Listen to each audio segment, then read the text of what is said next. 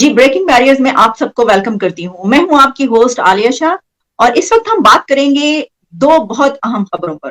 دیکھیے ایک تو رپورٹ ایک ایسی آئی اٹلانٹک کاؤنسل کی طرف سے کہ جس کے اوپر اس میں کافی جو کنٹریز ہیں ان کے متعلق پریڈکٹ کیا گیا ہے یا ان کے متعلق اینالائز کر کے بتایا گیا ہے اور یہ کہا گیا ہے کہ کچھ کنٹریز ایسے ہیں جو کہ عنقریب اگلے 1-2 سالوں میں کولیپس کر جائیں گے جبکہ کچھ ایسے ہیں کہ جو فیل سٹیٹ کہلائیں گے. اس طرح کی ایک تفصیلی رپورٹ ہے لیکن کیونکہ اس میں اب یو ایس کی طرف سے اس طرح کا کوئی چیز آنا تو اس کے اوپر پھر بڑی نظر ہوتی ہے سب کی, اس کے اوپر بات کریں گے.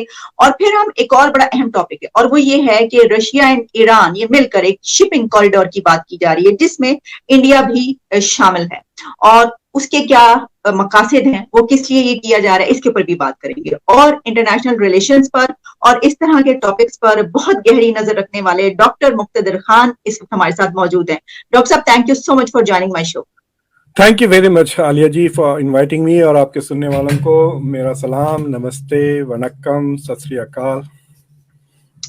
ڈاکٹر مقتدر خان جیسے کہ ویورز آپ جانتے ہیں پروفیسر ہیں ڈیلاویئر یونیورسٹی میں, لیکن اس کے علاوہ ایک لرنڈ پرسنالٹی, اور جس طرح میں نے کہا کہ فورن بات کرتے ہیں تو بہت وہ کینلی اس کو دیکھتے بھی ہیں. لہٰذا ہم جاننا چاہیں گے ڈاکٹر صاحب آپ سے آج پہلے یہ جو اٹلانٹک کاؤنسل کی طرف سے ایک رپورٹ آئی جس میں کہا گیا کہ رشیا کے بارے میں کہا جا رہا ہے کہ رشیا ول کولیپس, اور پھر اس کے علاوہ اور بھی کنٹریز ہیں جن کے متعلق یہ کہا گیا جس میں چائنا بھی شامل ہے, انڈیا بھی ہے, پاکستان کے حوالے سے بھی کچھ کہا گیا. تو ڈاکٹر صاحب آپ یہ بھی بتائیے کہ یہ جو اٹلانٹک کاؤنسل ہے یہ کیسا گروپ ہے اور یہ جو ایک رپورٹ ہے اس کو آپ کیسے دیکھ رہے ہیں؟ دیکھیے اٹلانٹک کاؤنسل ایک بہت ہی انفلوئنشیل تھنک ٹینک ہے واشنگٹن ڈی سی میں. واشنگٹن ڈی سی میں بہت سارے تھنک ٹینکس ہیں اور تقریباً آپ کہہ سکتے ہیں کہ 200 سے 300 تک با اثر تھنک ٹینکس ہیں, انفلوئنشیل تھنک ٹینکس ہیں. میں 5-6 سال تک بروکنگس میں تھا نان ریزیڈینشیل فیلو اور پھر سینئر فیلو بھی تھا, تو it is considered the best think tank. So I have seen the world think tank کی from the top of it. اور میں آپ کو بتا سکتا ہوں کہ جو ایکسس گورنمنٹ کو تھنک ٹینکس میں ہے وہ کسی کو نہیں ہے, unless you are a very big donor یا CEO of a very big firm, آپ کو اتنا ایکسس نہیں ملتا جتنا تھنک ٹینکس کو ملتا ہے. سو بیسکلی تھنک ٹینکس جو امریکہ میں ہیں دے آر, یوں کہہ سکتے ہیں, they are people who are developing policies for the government. یا تو ایڈیولوجیکل ہوتے ہیں یا نہیں بھی ہوتے ہیں. فار ایگزامپل جیسا کہ ہیریٹیج فاؤنڈیشن ہے, جب ریپبلکنز جب گورنمنٹ میں ہوتے ہیں تقریباً 70 سے 80% پالیسیز ان کے ہیریٹیج فاؤنڈیشن سے آتے ہیں جو پہلے ریسرچ کیے تھے. سو مثال کے طور پہ اگر بروکنگز میں کسی نے گرانٹ دے دیا کہ واٹ ول ہیپن اگر پاکستان انڈیا کی جنگ ہوتی ہے 2025 میں تو کیا ہوگا. So they will do war gaming, they will do simulations, they will do research and they will have policies, papers چھپتے ہیں اس طرح جیسا کہ یہ رپورٹ چھپی ہے. اور خدا نخواستہ اگر ایسا سچویشن ریئلی پریزنٹ ہوتا ہے تو the government has somebody outside who has done the work. اگر ان کے انٹرنلی بھی نہیں ہو رہے, اگر انٹرنل بھی اگر گورنمنٹس کر رہے ہیں research, then it is always good to bounce it off the think tank, کیونکہ ہو سکتا ہے کہ وہ تھنک ٹینک کا scholar is a better calibre کا اسکالر ہو یا اس کے زیادہ بہتر کنیکشنز ہو then the people in the government. So think tanks are, یوں کہیے کہ دے آر, جس سے گورنمنٹ کی گورننس کی کوالٹی بڑھ سکتی ہے if they are not very ideological. تو اٹلانٹک کاؤنسل کا مقصد تھا to improve relations between the U S and Northern Europe, لیکن وہ دوسرے چیزوں میں بھی چلے گئے ہیں. For a long time Pakistan کے شجاع نواز کا نام سنے ہوں گے. he was a very senior scholar at the Atlantic Council پہ ہوا کرتے تھے وہ. سو انہوں نے جو رپورٹ چھاپی ہے یہ کچھ 160 تھنک ٹینک ٹائپس کی سروے کی ہے انہوں نے, and they have asked کہ آپ کے perceptions کیا ہیں. so you must understand کہ perceptions ایک چیز ہوتی ہے اور research. for example اگر آپ لوگوں سے پوچھے کہ بھئی آپ کی نظر میں who is the best batsman, اگر صرف پاکستانیز آنسر کرے تو وہ بابر ہی کہہ دیں گے. that doesn't mean that Babar is the best batsman اگر آپ سروے دیکھیں, رائٹ. اگر سروے میں اگر پروپورشنیٹ بھی آیا تو انڈین زیادہ ہوں گے and they'll say Virat Kohli, that doesn't mean he is the best one. تو to measure the best batsman آپ کو دوسرے کرائٹیریا میں بھی اسٹیٹسٹکس دیکھے, ڈفرینٹ پرفارمنس. تو یہ جو سروے ہے it is just an opinion of 160 plus people جو اٹلانٹک کاؤنسل کا سروے, اور ان کے सवालात बड़े लोडेड सवाल थे। तो जो दो अहम सवाल थे कि आइंदा चंद सालों में क्या चांसेस है कि रशिया विल कोलैप्स। तो 40% लोगों ने जवाब दिया कि there is a pretty good chance कि रशिया के टुकड़े टुकड़े हो जाएंगे। और फिर उन्होंने और एक सवाल पूछा कि व्हाट आर द चांसेस के 2033 तक, आइंदा 10 साल के अंदर, उन्होंने हर कंट्री के बारे में पूछा, व्हाट आर द चांसेस के this country will become a failed state. तो मैं एक्चुअली उसको देख रहा हूं और आपके सुनने वालों को कहता हूं कि देखिए आज की तारीख है जनवरी 14, तो मैं इसकी लिंक ट्वीट कर दूंगा, आप भी ट्वीट कर दें ताकि जो लोग देख रहे हैं they can go and see the list of the countries. तो for example which country is most likely to become a failed state next 10 years, वो सबसे ज्यादा रशिया को दिए 21%। तो उसमें भी द प्रोबेबिलिटी, मतलब आप कह सकते हैं कि 100 में से 80 ये नहीं समझ, डोंट थिंक कि Russia will become a failed state. उसके बाद वो अफगानिस्तान को कह रहे हैं 10% से कि 2033 तक फेल्ड स्टेट। अगर आप मुझसे पूछे तो मुझे तो वो अभी भी फेल्ड स्टेट लगता है क्योंकि गवर्नेंस वो कर ही नहीं रहा है। But so it's an intellectual exercise है with not very real policy implications, समझ रहे। बट जो वेरिएंस है ना, देखिए कि ये कहना कि रशिया के 21% चांसेस है कि वो फेल्ड स्टेट बन जाएगा is not important. The fact कि so many people think that there is a chance कि Russia will become a failed state, that is important। उसमें से सिर्फ 7% कह रहे हैं कि America will become a failed state। so उससे आपको ये अंदाजा होता कि अमेरिका की गवर्नेंस रशिया की गवर्नेंस से ज्यादा मजबूत है, ये आप सही तरीके से कंक्लूड कर सकते हैं। तो that report is basically saying two things कि एक तो Russia is most probably going to become a failed state, उसके बाद अफगानिस्तान है और थर्ड प्लेस पे पाकिस्तान है। वो कह रहे हैं कि 2033 में Pakistan will become a failed state. और देखिए सिर्फ 8% लोग कह रहे हैं ये बात, यानी 92% of the survey think tankers, उनका ख्याल है कि Pakistan is not going to become a failed state even in the next 10 years। मतलब आप देखें कौन सी चीज बराबर गवर्न हो रही है in Pakistan at the moment. If Pakistan is not currently a failed state, I'm at least sure कि it's a failed governance तो जरूर है। और 23 तक ब्रेकअप की बात करें तो 40% कह रहे हैं कि रशिया ब्रेकअप हो जाएगा और 1% कह रहे हैं कि इंडिया विल ब्रेकअप और 6% कह रहे हैं कि आइंदा 10 साल में चाइना विल ब्रेकअप। तो ये स्पेक्युलेटिव है but it also gives you an idea, क्योंकि यही थिंक टैंक्स के लोग हैं जो प्रोमिनेंट मैगजीन्स में लिखते हैं, फॉरेन अफेयर्स में, फॉरेन पॉलिसी में, न्यूयॉर्क टाइम्स में, जो मेन पॉलिसी मैगजीन्स है, जर्नल्स है। और ये यहाँ पर एक कॉन्सेप्ट है कॉल्ड द रिवॉल्विंग डोर। जो थिंक टैंक का दरवाजा होता है वो रिवॉल्विंग होता है। तो दो किस्म के लोग होते हैं थिंक टैंक्स में, those who वांना be in the government and those who were in the government. So let's say कि अभी बाइडेन हार जाता है इलेक्शन 2024 में, तो पूरे के पूरे आउट हो जाएंगे ना सारे सेक्रेटरीज, ये वो डायरेक्टर्स। अमेरिका में 4-5 लेवल तक ब्यूरोक्रेसी बदल जाए, सब नौकरी आउट हो जाएंगे, वो सारे थिंक टैंक में बैठ जाएंगे जाके। और थिंक टैंक में जो रिपब्लिकन वाले हैं वो सीधे गवर्नमेंट में चले जाएंगे और फिर गवर्नमेंट बदलती तो वो थिंक टैंक्स में आते, फिर इस तरह चेंज होता, इसलिए कहते हैं रिवॉल्विंग डोर वाले। So what will happen is ये सारे perceptions will go into the government. US government पे बिल्कुल असर हो जाएगा सबकॉन्शियसली भी कि ये चीजें हो रही है थिंक टैंक्स वगैरह में। So it can help them make policy के भाई ठीक है, there is a pretty good chance कि तालिबान की government is going to fully collapse the state. क्या होगा अगर अफगानिस्तान कोलैप्स हो जाता है, द फेल्ड स्टेट? छोटे छोटे कैलिफेट्स बन जाएंगे, आईसिस की एक कैलिफेट, अलकायदा की एक खिलाफत, टीटीपी की एक खिलाफत, 4-5, कैन यू इमेजिन 4-5 अफगानिस्तान बन जाएंगे वहां पे with all kind of terrorist groups. तो सडनली यू माइट रियलाइज कि the whole world might rush to help the Taliban to keep them in power ताकि Afghanistan doesn't break up and become a failed state. तो policies कितनी बदल जाएंगी। So इस तरह के प्रेडिक्शंस ऑफ फ्यूचर सिनेरियोज आपको एटलीस्ट अलर्ट भी कर सकते हैं कि व्हाट शुड वी प्रिपेयर। तो अगर आप बजट बना रहे हैं, डिफेंस बजट, या कैपेबिलिटीज डिटरमिन कर रहे हैं कि मैं किस तरह के हथियार में खरीदूं आइंदा 5 साल, so America will think, oh my God, we might be operating inside Afghanistan again. So we need to have that kind of a defense infrastructure, that kind of capabilities. तो इस रिसर्चेस की जो अहमियत होती है थिंक टैंक्स की, उसके साथ होती है.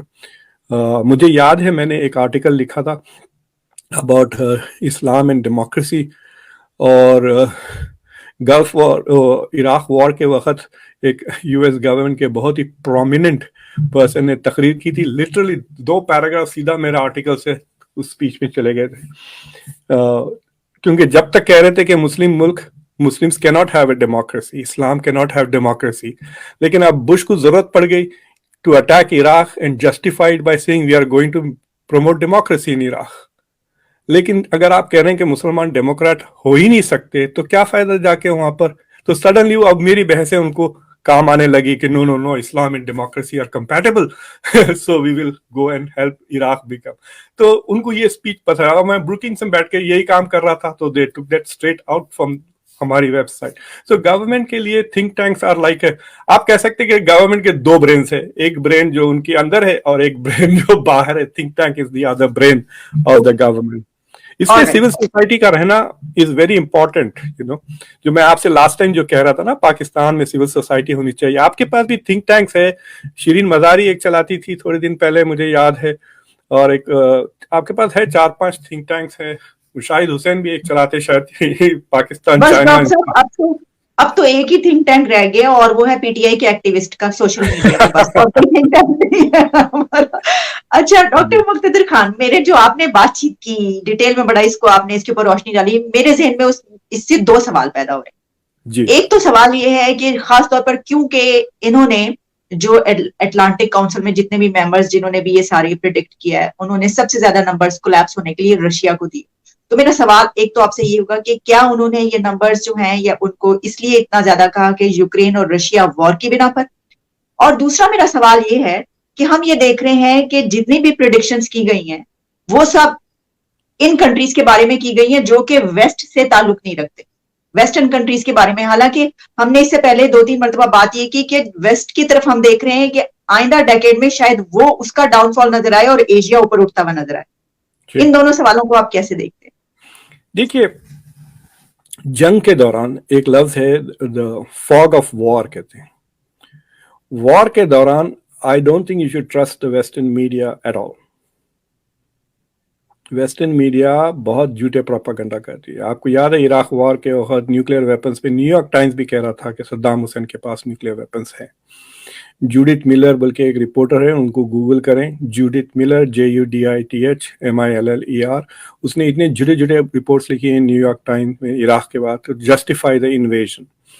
सो अभी ये जो करंट प्रोपेगेंडा हो रहा है, और दूसरा फॉरेन पॉलिसी का आर्टिकल के why aren't we preparing for Russia after it breaks up, तो ये दिस इज, यूं कहिए कि दिस इज वॉर प्रोपेगेंडा भी है ये, to put pressure, psychological operation कह सकते हैं. कि अगर रशिया में इंटेलेक्चुअल्स इसको पढ़ रहे हैं, रशियन मीडिया देख रही है, रशियन फौजी अगर देख रहे हैं, तो उनको डीमोरलाइज कर देगा ये चीज कि रशिया इज कोलैप्सिंग. तो so we should keep that with a pinch of salt. ठीक है. और खास तौर से ये यूक्रेन रशिया वॉर में मतलब जिस तरह से इंटेलेक्चुअल्स ने, मैं कहता हूं कि इंटेलेक्चुअल्स हैव बिट्रेड अमेरिका के इंटेलेक्चुअल्स, क्योंकि वो प्रोपेगेंडा में घुस गए ज्यादा इंस्टेड ऑफ डूइंग. मैं शुरू से इस वॉर की जो चीजें थी उसको क्रिटिसाइज कर रहा था, और मेरे 2 पहले कॉन्वर्सेशन जो मैंने किए व्हेन वॉर स्टार्टेड, और 3 महीने के बाद मेरे खुद colleagues were very unhappy with it. फिर 6 महीने के बाद फिर उनको नजर आने लगी कि अरे ये बात तो सही कर रहा है. फिर मुझे वो सुनने लगे और अलमनाई को भी भिजाने लगे. तो अमेरिका में जो यूक्रेन को लेके जो इमोशनल एस्पेक्ट आ गया है, इट इज क्लाउडिंग अमेरिका की एनालिटिक्स, और इसलिए उनको ऐसा दिख रहा है कि हर non Western country is about to collapse. हालांकि when they say there is 1% chance, means उल्टा देखें ना, आप 99% of people in the West think India is pretty solid, और 92% थिंक कि पाकिस्तान इज प्रीटी सॉलिड. तो it is a very strange data to even report. So you can understand कि इनकी तवज्जो सिर्फ रशिया पे है और ये कह रहे हैं कि 20% चांस है, वो भी बहुत ही कम है। 80% think tankers think कि Russia is not going to collapse and Russia is not going to fail, which is pretty good ना। आप अगर आप देखें 80% पॉजिटिव रिपोर्ट्स हैं, तो एक तो you should see that point। और आपका दूसरा सवाल मैं जरा भूल गया जो पूछ रहे थे आप कि डॉक्टर साहब, हमने इससे पहले भी बात की कि हम ये देख रहे हैं कि आने वाले डेकेड्स में ऐसा नजर आता है कि शायद वेस्ट जो है वो उसका थोड़ा सा डाउनफॉल और एशिया जो है वो ऊपर उठता हुआ नजर आ रहा है। तो कई कंट्रीज के मुतालिक हमने बात की, जबकि इन्होंने जो बात की है वो सारी की सारी उन कंट्रीज पे, हमारी तरफ के कंट्रीज की बात की। मैं आपको एक इशारा करता हूं। देखिए, हम जब ट्रांजिशंस टू डेमोक्रेसी पढ़ते हैं, अब मिसाल के तौर पे कोई नई डेमोक्रेसी एमर्ज होती है, so how do you know कि द कंट्री इज डेमोक्रेटिक? तो एक मेजर ये है कि 2 कंसेक्यूटिव इलेक्शंस में पावर ट्रांजिशन अगर पीसफुली हो गया तो यू से इट्स अ डेमोक्रेसी। यानी 2 इलेक्शन हो और पावर एक पार्टी से दूसरी पार्टी को पीसफुली चले जाए, तो अगर वो हुआ तो इट्स अ डेमोक्रेसी, मतलब आपकी डेमोक्रेसी सॉलिड हो रही है। पहला इलेक्शन, जैसा इजिप्ट में देखिए आप, पहला इलेक्शन में हुआ, सेकेंड इलेक्शन तो हुआ ही नहीं, so it isn't transition to. आप ट्यूनीशिया में भी देख लिए, सो ट्रांजिशन के लिए 2 इलेक्शन होना चाहिए पीसफुली। अगर अमेरिका के आप पिछले 2 इलेक्शन देखें, last election peaceful transition of power नहीं हुआ, वो तो जनवरी 6 को तो बाकायदा इंसर्जेंसी हो गई हमारे पास। और उससे पहले भी मतलब हिलरी क्लिंटन ने तो साफ कहा कि the election is stolen, Trump is not. तो आप अगर आप डेमोक्रेसी इंडेक्स में जाके देखें, फ्रांस और यूएस खुद दोनों फुल डेमोक्रेसीज नहीं रहे, वी आर डिक्लाइनिंग, और दुनिया में डेमोक्रेसी श्रिंक हो रहा है। सो वेस्ट में कई प्रॉब्लम्स हैं in terms of economic recessions के चांसेस है, यूरोप की डिक्लाइनिंग कंपेटिटिवनेस है, और डोमेस्टिक सोशल मतलब राइट विंग पार्टीज के इमरजेंस से रेसिज्म बढ़ रहा है, और खास तौर से वाइट पॉपुलेशन का जो परसेंटेज गिरते जा रहा है उससे बहुत परेशान है। अमेरिका में अब मैं जब अमेरिका आया इट वाज 84% वाइट, अब 57% वाइट है। इसमें मेरा कोई दखल नहीं है, मेरा कोई कसूर नहीं है, वो खुद से हो गया है। 84 से 30 साल में 84 से 57% वाइट होगा। जिस तेजी से ये हो रहा है, आपको पता है 2017 में my son went to Harvard, it was the first year where Harvard became non white. Harvard University की incoming class was 49% white, 51% non white. और state of California non white हो गया है। तो कई ऐसे states are becoming white plurality, यानी whites are less than 50%। Europe में भी परेशानी हो रहे हैं वो लोग के। देखिए, आप देखिए अगर आप यूनाइटेड किंगडम को देखें, इंडियंस आर रूलिंग देम। उल्टा कर दिया हमने, अंग्रेजों की हुकूमत शुरू कर दी है। इंग्लैंड में ऋषि सुनाक है, और फिर आयरलैंड के भी prime minister is Indian. So इससे वो घबराए हुए हैं, वो दे आर थिंकिंग कि we are going to lose our countries to these immigrants. उससे भी डिस्टेबलाइजेशन हो रहा है। पॉलिटिक्स में यूं कहिए कि बदमजगी बहुत आ गई है। सो तो सवाल ये उठता है, सबसे पहले सवाल ये है कि will the West retain its liberal values? वो पहले जाएंगे। So they will go from being liberal democracies to illiberal democracies policies में, इमिग्रेशन में। फिर जब देखेंगे कि उसके बावजूद, क्योंकि बच्चे नहीं हो रहे हैं, फर्टिलिटी रेट एक चीज होती है, आपके सुनने वालों को कहिए जाके गूगल करें फर्टिलिटी रेट। हर मुल्क को टू मेंटेन इट्स पॉपुलेशन, हर औरत को 2.1 चिल्ड्रन देना, पैदा करने होते। अगर औरतें 2.1 बच्चे नहीं पैदा करेंगे, पॉपुलेशन श्रिंक होने लगेगा। तो यूरोप की जो औरतें हैं, खासतौर से जो गोरी औरतें हैं यूरोप के, उनकी फर्टिलिटी रेट 0.8 है, यानी 5 औरतें मिलकर 4 बच्चे पैदा करते हैं। तो ऑब्वियसली जिप बोल के श्रिंक हो रहा है उनका पॉपुलेशन, बट उनका वेलफेयर स्टेट बढ़ रहा है, right? More and more people are on welfare, और हेल्थ केयर इंप्रूव होने की वजह से मर रही नहीं कौम। 80-85 तक जिंदा रह रहे हैं, 58 में रिटायर हो रहे हैं, 88 में बढ़ रहे हैं, 30 साल वो तफरी कर रहे हैं। तो उनको जो गवर्नमेंट से जो पेंशन मिल रहे हैं, उनके लिए एक वर्किंग क्लास चाहिए, right? You need lots of people to work. तो एक बंदा अपने रिटायर्ड बाप और अपने छोटे बच्चे दोनों को वो सपोर्ट कर रहा है ना, अपनी पुरानी जनरेशन और अगली जनरेशन को सपोर्ट करती है हर generation. So you need to expand the working class. कहाँ से आएंगे? मिडिल ईस्ट और इंडिया, जहां पे पॉपुलेशन बढ़ रहा है. तो यूरोप को एक West is like shrinking white population है, जिससे बहुत ही टेंशन हो रहे हैं.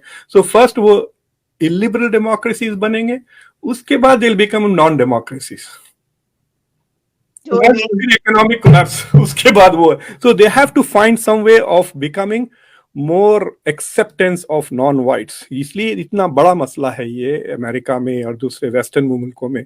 वंस दे एक्सेप्ट इट ना, तो then we will run the country as well as possible. You know, मैं अपनी यूनिवर्सिटी में काफी जिम्मेदारियां and I do the best for my university. में एक रियलिस्टिक अप्रोच जो है उससे काम लेते हुए आपने सारी डिटेल्स हमें बताई. लेकिन मैं तो ये कहूंगी कि ये तो बड़ी अच्छी बात है कि उनके देखिए ना, वो ये नहीं देखते, वो सिर्फ एक वेलफेयर का पॉइंट ऑफ व्यू अपने सामने रखते हैं, वो हेल्थ का पॉइंट ऑफ व्यू अपने सामने रखते हैं.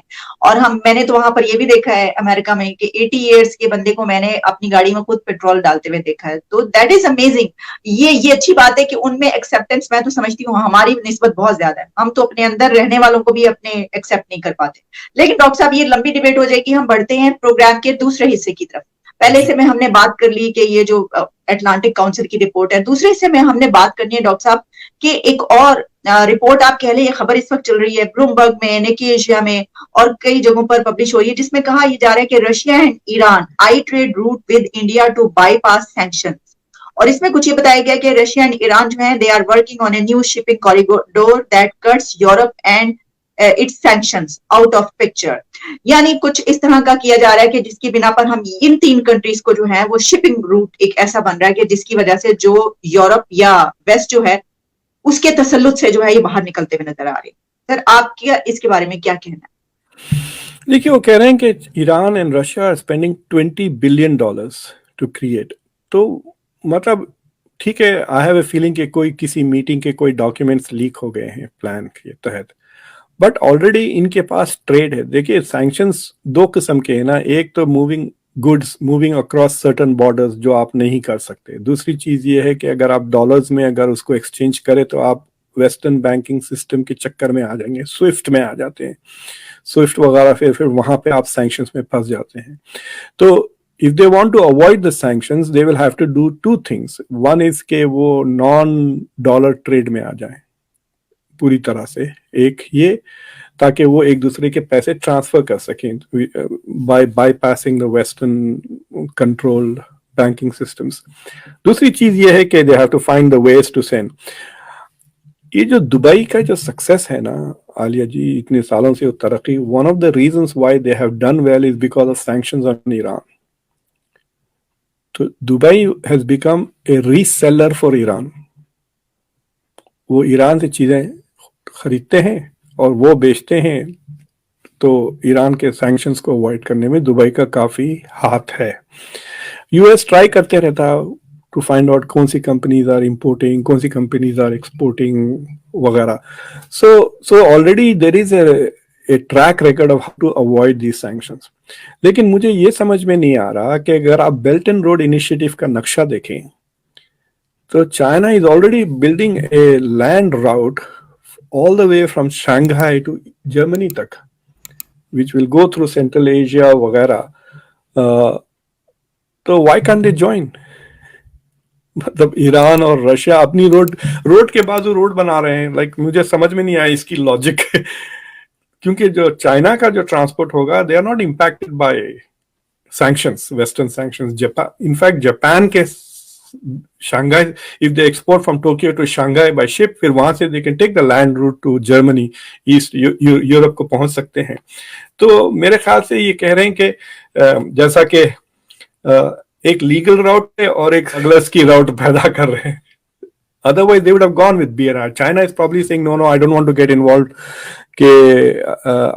Because West is not going to sit and watch this. They will come up with new laws and new rules to find ways to prevent this. ना ये तरक्की करने थोड़ी देंगे ईरान और रशिया को.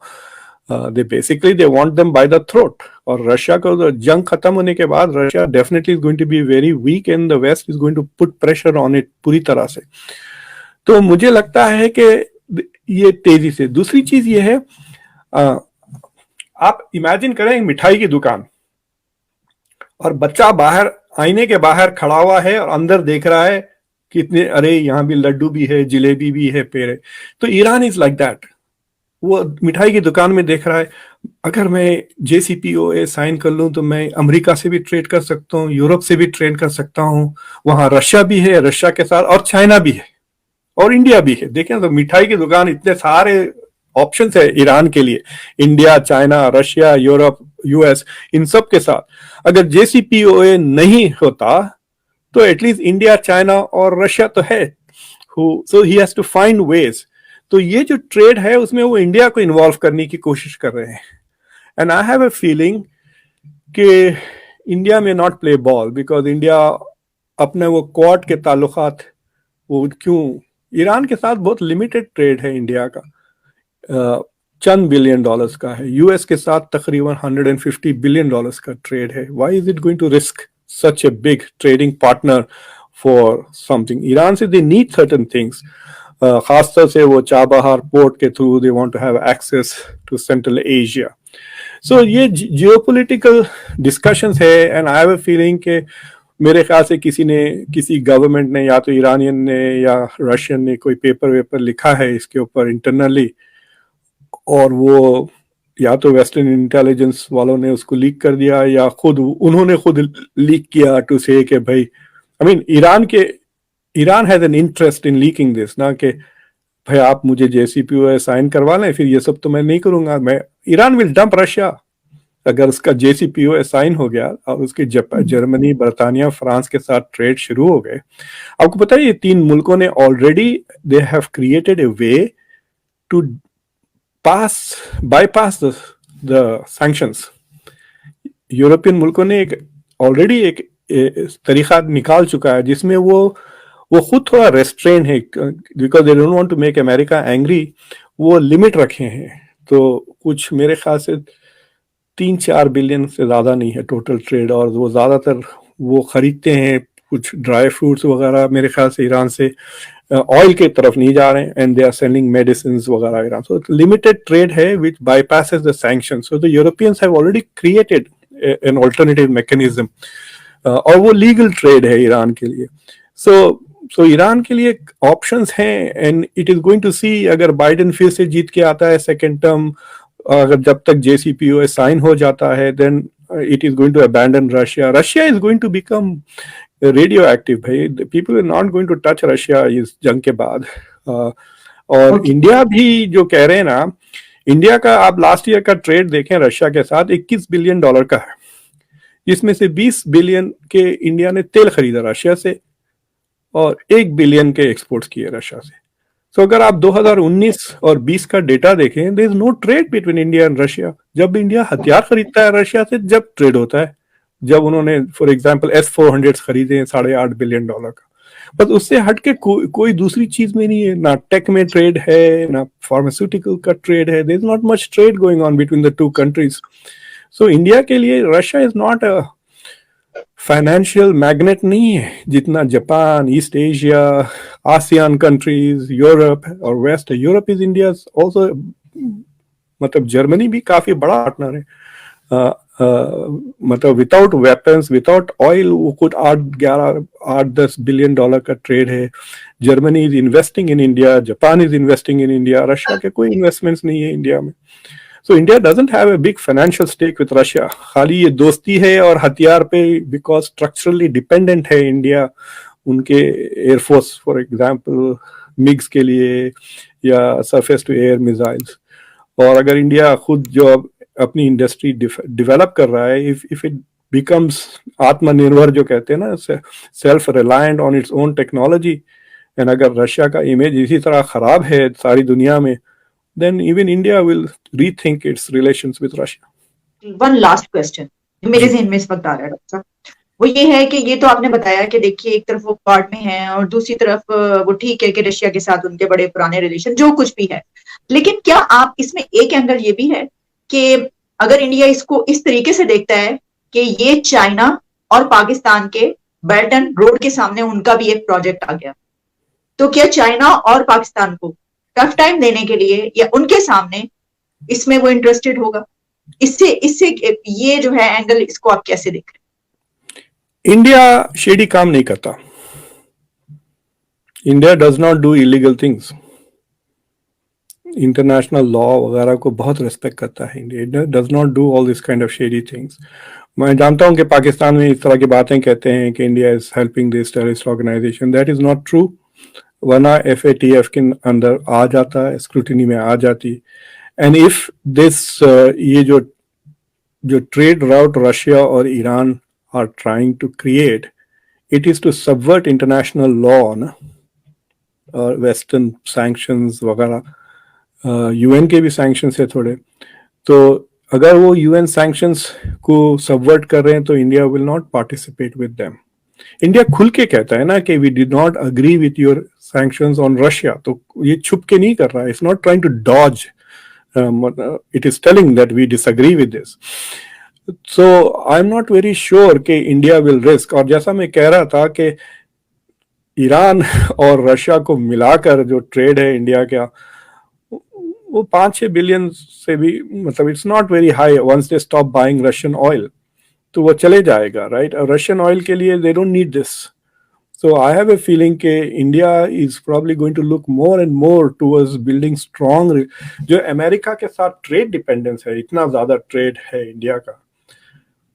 देखिए, ट्रेड दो किस्म का होता है. जैसा इंडिया का और चाइना का ट्रेड भी इज ऑल्सो रीचिंग $100 बिलियन. लेकिन उसमें इंडिया का ट्रेड डेफिसिट बहुत है, यानी imports are very high, exports कम है.